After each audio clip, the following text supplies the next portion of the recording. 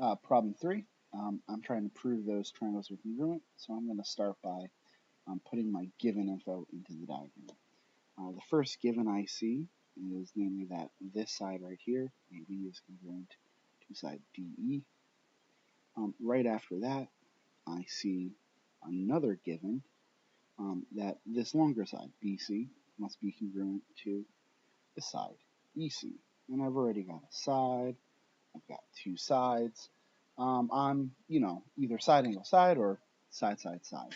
And my last fact, that C is a midpoint of AD. This point here, C, is a midpoint.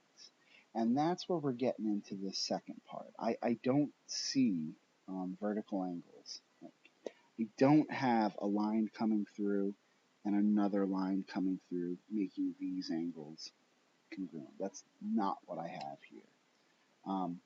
And I don't see the reflexive property. That reflexive property is just nowhere to be found. There's not a common side somewhere.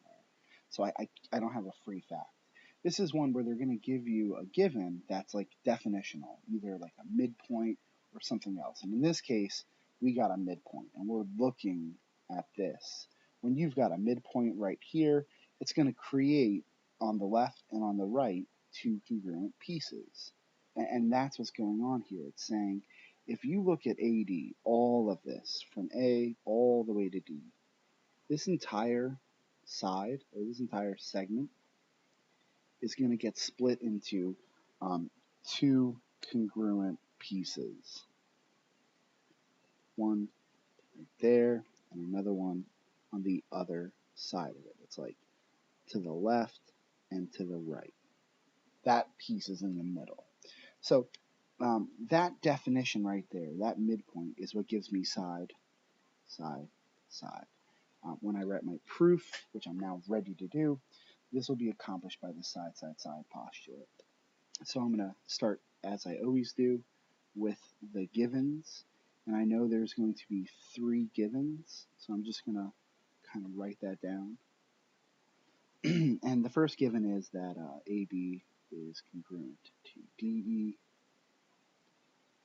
and that was a side fact. My second one was that BC is congruent to EC. That was another side fact. And then my last one was that C is a midpoint of AD.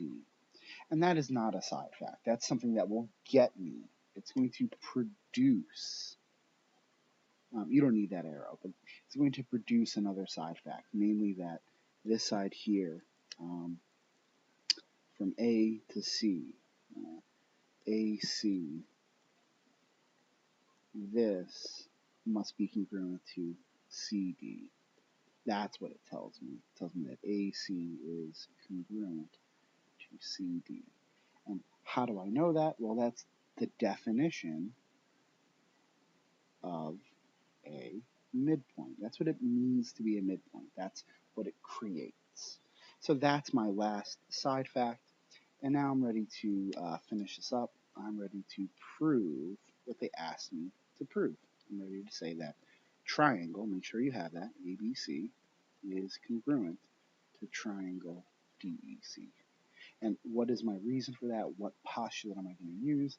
Well, that's a side, side, side, right? S, S, and S, side, side, side. And there you go.